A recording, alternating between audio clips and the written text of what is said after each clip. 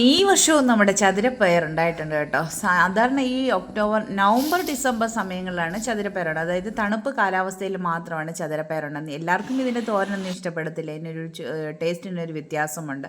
അപ്പം ഞാൻ അതിനെ കഴുകി നല്ല അരിഞ്ഞെടുക്കുമ്പോൾ ഒരു സ്റ്റാറിൻ്റെ രീതിയിലാണ് ഈ ചതുരപ്പയർ ഇരിക്കുന്നത്.